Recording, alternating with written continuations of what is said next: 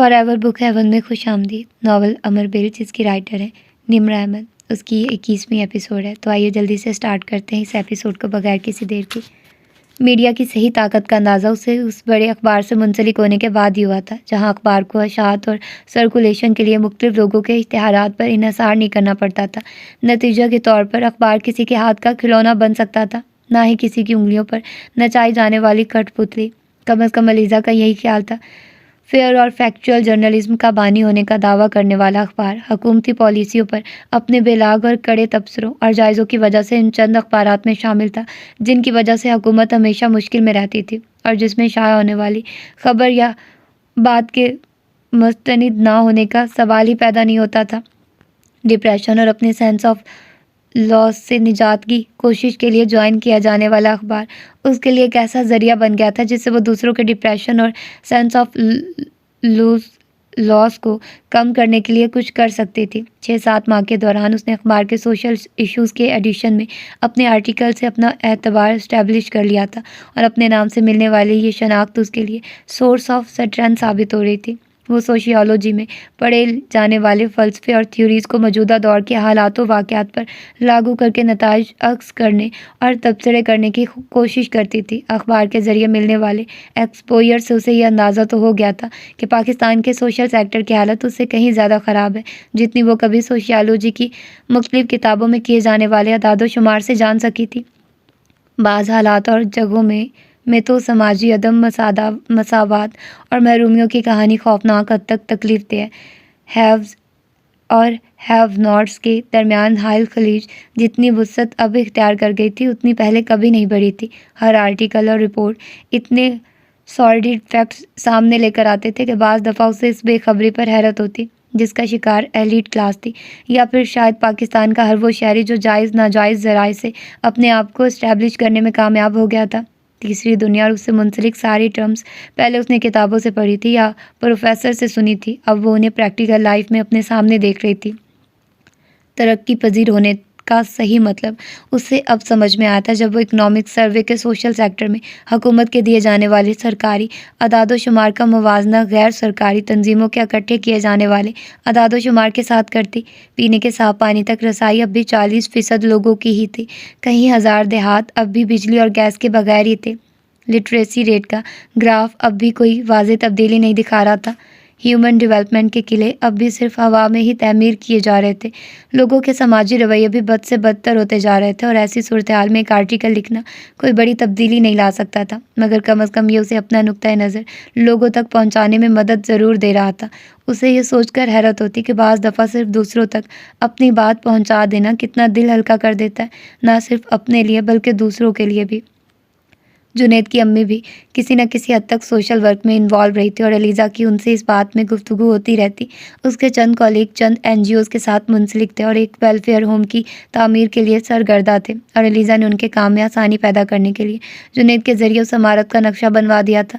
جنید صرف اسی کام میں اس کا مددگار نہیں رہا تھا، پچھلے 6-8 ماہ میں وہ اور بھی بہت سے مواقع پر اس کی مدد کرتا رہا تھا، چاہے یہ رپورٹس اور آرٹیکلز کے لیے ریفرنسز کا معاملہ ہو یا پھر کوئی دوسری مدد. اس کا سوشل سرکل خاصا وسیع تھا اور اس سوشل سرکل میں ہر فیلڈ کے لوگ شامل تھے. وہ اس کا کام خاصا آسان کر دیا کرتا تھا، مگر بڑے غیر محسوس طریقے سے، اور اس تعاون نے بڑے عجیب سے انداز میں دونوں کے درمیان موجود رشتے کو مضبوط کیا تھا. علیزہ کو کبھی اندازہ تک نہیں ہوا تھا کہ وہ عمر کے علاوہ کسی اور شخص پر اس طرح اعتماد کرے گی، مگر جنید نے بڑی عمدگی کے ساتھ عمر کی جگہ لے لی تھی. زندگی میں ہر چیز، ہر شخص، ہر فیلنگ کا ریپلیسمنٹ موجود ہوتا ہے، اور جو لوگ کہتے ہیں ایسا نہیں ہوتا وہ بکواس کرتے ہیں.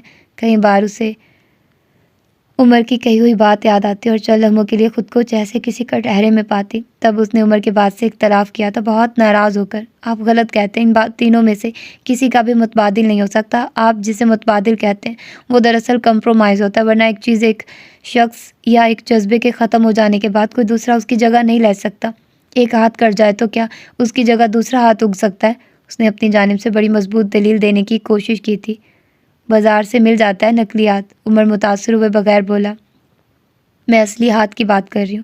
کیا نقلی ہاتھ میں اس طرح کام کر سکتا ہے جس طرح اصلی ہاتھ؟ مگر کام تو کرتا ہے۔ اگر انسان کا دل خراب ہو جائے تو کسی دوسرے کا دل ٹرانسپلانٹ کر دیتے ہیں۔ کیا یہ ریپلیسمنٹ نہیں ہے؟ دل سے زیادہ اہم تو جسم کا کوئی دوسرا حصہ نہیں ہے۔ اگر اس کی ریپلیسمنٹ ہو سکتی ہے تو پھر باقی کیا رہ جاتا ہے؟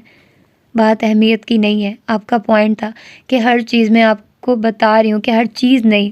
سائنس ہاتھ کو کلچر کرنے کی کوشش بھی کر رہی ہے۔ جس دن یہ کوشش کامیاب ہو گئی اس دن جسم کے دوسرے بہت سے حصوں کی طرح ہاتھ بھی اگا لیے جائیں گے۔ ریپلیسمنٹ سائیکل پوری ہو جائے گی۔ اس کے لہجے میں ہنوز اطمینان تھا۔ چیزوں کی بات چھوڑیے، انسانوں کی بات کریں۔ اگر کسی عورت کا شوہر مر جائے تو کیا اس کی کمی پوری ہو سکتی ہے؟ اس کی ریپلیسمنٹ متبادل ہو سکتا ہے؟ بالکل ہو سکتا ہے۔ کیسے؟ دوسرے شوہر سے۔ اور اگر پہلے شوہر سے اسے محبت ہو تو دوسرے سے بھی ہو جائے گی؟ ایسا نہیں ہوتا۔ کم از کم جس دنیا میں میں رہتا ہوں وہاں ایسا ہی ہوتا ہے۔ فرض کرو دوسرا شوہر ساری دنیا کی آسائشیں لا کر اس کے سامنے رکھے تو کیا پھر بھی اسے اس سے محبت نہیں ہوگی؟ میں آپ کو اپنی بات کبھی نہیں سمجھا سکتی۔ آپ ہر بات کو اور طرح سے لیتے ہیں، علیزہ نے کچھ بے بس ہوتے ہوئے کہا تھا۔ آپ کا پوائنٹ منطقی ہے ہی نہیں علیزہ بی بی۔ یہ خواتین کی سائیکی کا حصہ ہے۔ Replacement problem graveyard is full of indispensable people. ایسے لوگ جن کے بارے میں ہمیں خوش فہمی رہتی ہے کہ ان کا کوئی ریپلیسمنٹ نہیں ہے۔ تو کیا دنیا ان کے بغیر بھی اسی طرح نہیں چل رہی ہے؟ کیونکہ نیچرل سائیکل کے تحت ان کے متبادل آ گئے، کچھ اور لوگ ان کی جگہ آ گئے اسی کام کو کرنے کے لیے، اسی رول کو سر انجام دینے کے لیے۔ اس نے بڑی بے نیازی سے کندھے جھٹکتے ہوئے بات ختم کی تھی۔ علیزہ اس سے متفق نہیں تھی مگر وہ خاموش ہو گئی تھی، اور اب جنید کے بارے میں سوچتے ہوئے اسے عمر کی وہی ریپلیسمنٹ تھیوری یاد آئی۔ کیا واقعی ہر چیز کی ریپلیسمنٹ ہو جاتی ہے؟ ہر فیلنگ کی، ہر شخص کی؟ وہ کئی بار خود سے پوچھتی اور پھر ذہن میں گونجنے والے جواب اور آوازیں اسے پریشان کرنے لگتی۔ کمرے کے دروازے پر یکدم دستک کی آواز سنائی دی۔ علیزہ چونک گئی۔ اس کے سوچوں کا سلسلہ ٹوٹ گیا تھا۔ سائڈ ٹیبل پر گلاس میں پڑے ہوئے گلاب پر ایک نظر ڈالتے ہوئے وہ اٹھ کھڑی ہوئی۔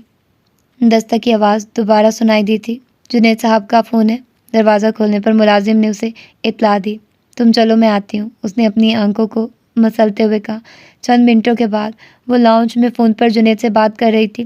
10-15 منٹ اس سے باتیں رہنے کے بعد وہ واپس اپنے بیڈ روم میں آ گئی، اور تبھی اسے اس آرٹیکل کا خیال آیا جو سالیہ نے اسے دیا تھا۔ اس نے آرٹیکل کو نکال لیا۔ اپنے بیڈ پر نیم دراز ہوتے ہوئے اس نے آرٹیکل کو پڑھنا شروع کیا۔ اس کے چہرے پر شکنیں ابھرنے لگی تھی، الجھن اور اضطراب۔ چند منٹوں بعد وہ اٹھ کر بیٹھ گئی تھی۔ اس کا چہرہ یکدم بہت زرد نظر آنے لگا تھا۔ ہاتھ میں پکڑا ہوا آرٹیکل اس نے سائڈ ٹیبل پر رکھ دیا اور اپنی پیشانی کو مسلنے لگی۔ کچھ دیر اسی طرح بیٹھے رہنے کے بعد اس نے سائڈ ٹیبل پر رکھا ہوا موبائل اٹھا لیا اور سالیہ کا نمبر ڈائل کیا۔ ہیلو سالیہ، میں علیزہ بول رہی ہوں، علیزہ نے اس کی آواز سنتے ہی کہا۔ ہاں علیزہ، وہ آرٹیکل پڑھ لیا؟ سالیہ کو اس کی آواز سنتے ہی یاد آیا۔ ہاں ابھی کچھ دیر پہلے ہی پڑھا، اور میں اس کے بارے میں تم سے کچھ بات کرنا چاہتی ہوں، علیزہ نے کچھ بے چینی سے کہا۔ ہاں بولو، کیا کہنا چاہتی ہو؟ کیا تمہیں آرٹیکل پسند نہیں آیا؟ سالیہ نے پوچھا۔ سالیہ، تم نے یہ آرٹیکل کیوں لکھا ہے؟ علیزہ نے اس کے سوال کو نظر انداز کرتے ہوئے پوچھا۔ کیا مطلب کیوں لکھا ہے؟ کیا مجھے نہیں لکھنا چاہیے تھا؟ وہ اس کے سوال پر حیران ہوئی۔ علیزہ کچھ دیر خاموش رہی، پھر اس نے کہا، میں نے یہ نہیں کہا کہ تمہیں نہیں لکھنا چاہیے تھا، میں صرف یہ پوچھ رہی ہوں کہ تم نے کیوں لکھا ہے؟ بھائی کیوں لکھتے ہیں ایسے آرٹیکلز؟ عوام تک حقائق لانے کے لیے، انہیں تصویر کا اصلی رخ دکھانے کے لیے، ان لوگوں کی اصلیت سے آگاہ کرنے کے لیے جو انہی کے ٹیکسوں سے ان کے حکمران بنے بیٹھے ہیں۔ سالیہ نے ہمیشہ کی طرح اپنی تقریر کا آغاز کر دیا۔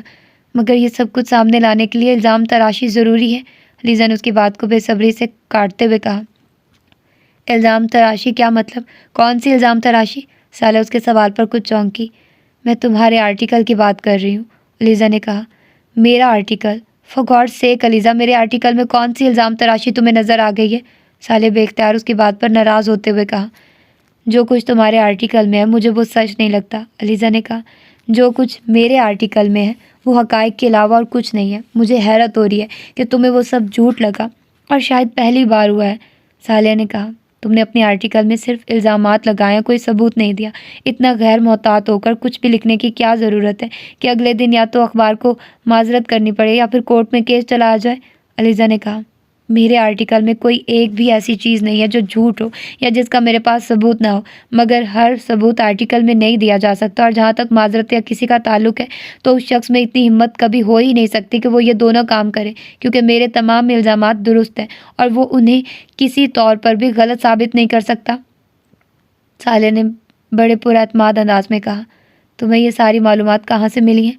लीजा ने उसकी बात पर कुछ तजब्जुब का शिकार होते हुए कहा। कम ऑन एलिजा, कम अज़ कम तुम तो ऐसी बच्चों जैसी बातें ना करो। हम दोनों जर्नलिस्ट हैं और तुम जानती हो कि जर्नलिस्ट के अपने सोर्स ऑफ इंफॉर्मेशन होते हैं और ये कभी कभार गलत मालूमात और ख़बरें भी दे देते हैं। लीजा ने अपनी बात पर जोर देते हुए कहा।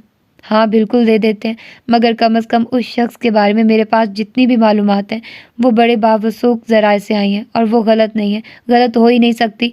साले ने उसी के अंदाज में अपनी बात पर जोर दिया। फिर भी साले, तुम्हें एक बार फिर इन तमाम इल्ज़ामात की सदाकत को परख लेना चाहिए। लीजा ने इस बार कदरे कमज़ोर आवाज़ में कहा। इसकी ज़रूरत ही नहीं है। जब मैं कह रही हूँ कि ये बावसूख ज़राए से आई हैं तो तुम मान लो कि ये वाकई बावसूख ज़राए से आई हैं और गलत नहीं हो सकती। साले ने उसकी बात काटते हुए मजबूत लहजे में कहा। मगर मुझे हैरत है कि आखिर तुम इस आर्टिकल में मौजूद इल्ज़ामात पर इतनी परेशान क्यों हो रही हो? इससे पहले तो कभी तुमने इस तरह की किसी आर्टिकल पर कभी एतराज़ किया, ना ही मुझे खबरदार करने की कोशिश की है। फिर इस बार क्या ख़ास बात है? साले कुछ मुतजस्सिस अंदाज में कहा और फिर बात करते करते चौंक सी गई। क्या तुम उस शख्स को ज़ाती तौर पर जानती हो? लीजा उस अचानक पूछे गए सवाल पर गड़बड़ा गई। नहीं, ऐसी कोई बात नहीं है। मैं उसे ज़ाती तौर पर कैसे जान सकती हूँ? मैं तो सिर्फ इसलिए तुम्हें खबरदार कर रही हूँ कि तुम्हारे लगाए गए इल्ज़ामात बहुत संगीन है और अखबार में ये आर्टिकल शाया हो जाने के बाद तुम्हें किसी परेशानी का सामना भी करना पड़ सकता है। अलीज़ा ने कहा। यह ज़ैनुल आबिदीन की दी गई मालूमात पर मुश्तमिल आर्टिकल है और ज़ैनुल आबिदीन कितना प्रोफेशनल और इसकी दी गई इन्फॉर्मेशन किस कदर ऑथेंटिक हो सकती हैं तुम खुद अंदाज़ा लगा सकती हो। साले ने अपने इख्तियार के सबसे अच्छे इन्वेस्टिगेटर जर्नलिस्ट का नाम लेते हुए कहा। लीजा का दिल बेख्तियार डूबा। ज़ैनुल आबिदीन, क्या वो इस पर काम कर रहा है? फ़िलहाल नहीं, मगर ये उसकी अगली असाइनमेंट है। साले ने अलीज़ा को आगाह किया। मगर ज़ैनुल आबिदीन इस मामले में क्यों दिलचस्पी ले रहा है? ऐसे छोटे छोटे मामलात पर काम करना तो कभी उसका खासा नहीं रहा। लीजा ने खुश्क होते हुए हलक के साथ कहा। यह तो ज़ैनुल आबिदीन ही बता सकता है। मुझे तो बस संडे एडिशन के लिए एक आर्टिकल लिखना था और उसके लिए मुझे इन्फॉर्मेशन की ज़रूरत पड़ी तो किसी ने मुझे टिप दी कि ज़ैनुल आबिदीन की अगली असाइनमेंट यही होगी और वो यकीनन इस बारे में मेरी मदद कर सकता है। सालिया ने बड़ी लापरवाही से कहा। जब मैंने ज़ैनुल आबिदीन से बात की तो उसने मुझे खासी मालूमात फराहम की। सालिया खामोश हो गई। अलीज़ा मोबाइल कान से लगाए गुमसुम बैठी रही। हेलो अलीज़ा, साले ने उसे खामोश पाकर मुखातिब किया। हाँ मैं सुन रही हूँ, वो गायब दिमागी के आलम में बोली। क्या सुन रही हो? मैं तो अपनी बात ख़त्म भी कर चुकी हूँ, साले ने जताया। तुम्हारी तबीयत तो ठीक है? उसे अचानक तशवीश हुई। हाँ नहीं, सर में कुछ दर्द हो रहा था। अलीज़ा को अचानक अपनी गुफ्तगू की बेरब्तगी छुपाने का बहाना मिल गया था। अच्छा तो तुम सो जाती, साले ने कहा। हाँ मगर मुझे तुम्हारा आर्टिकल याद आ गया। तुमने कहा था कि मैं आज ही इसे पढ़कर तुम्हें इसके बारे में राय दूँ। अलीज़ा ने कहा। इतनी इमरजेंसी भी नहीं थी। तुम्हारी तबीयत अगर ठीक नहीं थी तो तुम इसे ना पढ़ती, कल पढ़ा जा सकता था। बहरहाल अब तुमने पढ़ लिया तो तुम मुझे बताओ, क्या इसमें कुछ मज़ीद एडिटिंग की ज़रूरत है? साले ने कहा। अपनी राय तो मैंने तुम्हें दे दी है। मुझे इल्ज़ामात कुछ ज़्यादा संगीन लगे, लेकिन अगर तुम्हें यकीन है कि वो ठीक है और बाद में उनकी वजह से तुम्हें किसी परेशानी का सामना नहीं होगा तो ठीक है, तुम इसे भिजवा दो। अलीज़ा ने कहा। मैंने तुम्हें बताया कि इस असाइनमेंट पर ज़ैनुल आबिदीन काम करने वाला है और उसके सामने तो मेरा आर्टिकल और उसमें शामिल इल्ज़ामात कुछ भी नहीं है। वो तो जिस तरह गड़े मुर्दे उखाड़ता है तुम अच्छी तरह जानती हो। लीज़ा को दूसरी तरफ से साले की हंसी की आवाज़ सुनाई दी। ठीक है, फिर तुम उसे भिजवा दो, अलीज़ा ने अपने लहजे के इज़्तिराब को छुपाते हुए कहा। तुम सुबह आ रही हो? साले ने उससे पूछा। कहाँ? अलीज़ा ने एक बार फिर गायब दिमागी से कहा। भाई ऑफिस, और कहाँ? हाँ ऑफिस तो यकीनन आऊँगी, तुम क्यों पूछ रही हो? अलीज़ा ने कहा। नहीं, मैंने सोचा तुम्हारी तबीयत ठीक नहीं है तो शायद तुम सुबह ना आओ। साले ने कहा। मेरी तबीयत ठीक नहीं है ये किसने कहा? मेरी तबीयत तो बिल्कुल ठीक है, अलीज़ा ने बेख्तियार कहा। अभी तुमने खुद मुझसे कहा है, साले ने हैरत से कहा। हाँ बस मेरी इतनी ज़्यादा तबीयत ख़राब नहीं है। चलो खैर, सुबह बात करेंगे। वो बात करने के दौरान मुसलसल अटकती रही और फिर उसने बात ख़त्म करना मुनासिब समझा। वो नहीं चाहती थी सालिया उसके उस रवैये से मज़ीद अंदाज़े लगाने शुरू कर दे। मोबाइल बंद करके उसने बेदिली से साइड टेबल पर रख दिया और एक बार फिर उस आर्टिकल को देखने लगी। उसकी नींद यकदम जैसे गायब हो गई थी। ज़ैनुल आबिदीन, वो आर्टिकल पर नज़र दौड़ाते हुए बुड़बुड़ाई। सहाफ़ी हल्कों में वो शख्स पेंडोरा बॉक्स खोलने में शोहरत रखता था آج تک وہ جس اسائنمنٹس پر کام کر چکا تھا ان میں کوئی بھی اس کے فراہم کیے جانے والے حقائق کو چیلنج کرنے کی ہمت نہیں کر سکا تھا، نہ ہی ایسے کسی اسائنمنٹ کے بعد اس کے اخبار کو کبھی کسی معذرت کی ضرورت پڑی تھی۔ وہ بڑے بڑے نامی گرامی سیاست دانوں، فوجی جرنیلوں، صنعت کاروں اور بیوروکریٹس کے کریئر ڈبونے میں شہرت رکھتا تھا۔ اس کے ذرائع معلومات کون تھے یا کیا تھے یہ کوئی نہیں جانتا تھا، مگر وہ اپنی اسپیشل رپورٹس میں جو کچھ پیش کیا کرتا تھا وہ حقائق کے علاوہ اور کچھ بھی نہیں ہوتا تھا، تلخ اور گھناؤنے حقائق۔ 35 سالہ زین العابدین نے اپنے 12 سالہ کریئر میں APNS کے بہت سارے ایوارڈز جیتے تھے، اور وہ صرف ملکی طور پر ہی نہیں بین الاقوامی طور پر بھی جانا جاتا تھا۔ New York Times, Washington Post, Los Angeles Times اور دی آبزرور جیسے اخبارات پاکستان کے بارے میں شائع کی جانے والی خبروں اور رپورٹس میں زین العابدین کے آرٹیکلز اور رپورٹس کا حوالہ دینے میں کوئی آڑ نہیں سمجھتے تھے۔ 4 دفعہ ہونے والے قاتلانہ حملوں نے زین العابدین کی ساخت میں اور اضافہ کر دیا تھا۔ کریئر کے شروع میں اپنی رپورٹس پر اٹھنے والے ہنگامے کے بعد اسے 2 اخبارات سے الگ کر دیا گیا تھا، مگر جب انہی رپورٹس پر PNS ایوارڈ جیتنے کے علاوہ بین الاقوامی اخبارات میں ان رپورٹس کی گونج سنائی دی تو ملک کے چند دوسرے بڑے انگلش اخبارات نے زین العابدین کو مستقل طور پر اپنے ساتھ منسلک ہونے کی پیشکش کی، جس کا نتیجہ یہ تھا کہ زین العابدین نے ایک اخبار کی آفر قبول کر لی، اور پھر گزرنے والا ہر دن اس کی ساکھ اور نام کو پہلے سے بہتر بناتا گیا۔ زین العابدین اب بین الاقوامی فورمز میں بلوایا جانے جاتا، جہاں وہ پاکستان میں جرنلزم کے حوالے سے پیش آنے والے واقعات اور حادثات کے ساتھ ساتھ حالات بھی سناتا۔ اس کی ساکھ اور نام دن بدن بہتر ہوتا جاتا۔ ہر اس شخص اور ادارے کو خاص طور پر بدقسمت سمجھا جاتا جس پر زین العابدین کی نظر ٹھہر جاتی۔ ہر ایک کو اس بات کا یقین ہوتا کہ وہ شخص اب اپنے کریئر کی آخری سیڑھی پر کھڑا زین العابدین کے ہاتھوں منہ کے بل گرنے کا منتظر ہے۔ یہی وجہ تھی کہ بڑے بڑے سیاستدان زین العابدین کے ساتھ اچھے تعلقات رکھنا ضروری سمجھتے تھے۔ وہ صحافت کی دنیا کا ایک ایسا غیور بن چکا تھا جو بونوں کی سرزمین میں دندناتا پھرتا تھا۔ عمر جہانگیر جیسے چھوٹے موٹے بیوروکریٹس اس کی نظر میں کبھی نہیں آتے تھے، لیکن اب اگر زین العابدین نے عمر جہانگیر پر کام کرنے کا فیصلہ کر لیا تھا تو علیزہ اندازہ کر سکتی تھی کہ آنے والے دن عمر جہانگیر اور اس کے خاندان کے لیے کیا کچھ لے کر آنے والے تھے۔ وہ جانتی تھی آنے والے دنوں میں زین العابدین عمر جہانگیر کو فرنٹ پیج نیوز بنانے والا تھا، اور زین العابدین کے ساتھ ہونے والی یہ ٹسل عمر جہانگیر کے کریئر کے خاتمے کی پیش گوئی تھی۔ اسے سالیہ کے آرٹیکل میں موجود عمر جہانگیر پر لگنے والے تمام الزامات میں کسی پر یقین نہیں آیا تھا، مگر سالیہ کے منہ سے یہ سن کر کہ یہ تمام معلومات اسے زین العابدین نے پہنچائی تھی، اسے یہ تو اندازہ ہو گیا تھا کہ وہ سب کچھ جھوٹ نہیں ہو سکتا۔ مگر اس کے باوجود وہ عمر اور اپنی فیملی کے لیے پریشان تھی۔ زین العابدین بال کی کھال اتار دیا کرتا تھا۔ وہ متعلقہ شخص کے ہر رشتہ دار کے بارے میں انویسٹیگیشن کیا کرتا تھا، اور پھر بڑے دھڑلے سے ہر شخص کا کچا چٹھا اخبارات میں پیش کر دیا جاتا تھا، نتھنگ بٹ دا ٹروتھ کے عنوان کے ساتھ، اور وہ اپنی زندگی اور کریئر کے اس سٹیج پر اپنی فیملی یا فیملی کے کسی شخص کو اخبارات کے صفحات پر دیکھنا نہیں چاہتی تھی، چاہے وہ شخص عمر ہی کیوں نہ، چاہے وہ سب کچھ ہی کیوں نہ کر رہا ہوتا جو عمر کر رہا تھا۔ وہ سالیہ کے آرٹیکل کو پکڑے خالی الذہنی کی کیفیت میں بیٹھی رہی۔ تو یہ تھی اس کی آج کی ایپیسوڈ۔ تو ملتے ہیں اس کی اگلی ایپیسوڈ میں۔ اپنا ڈھیر سارا خیال رکھیے گا۔ اللہ حافظ۔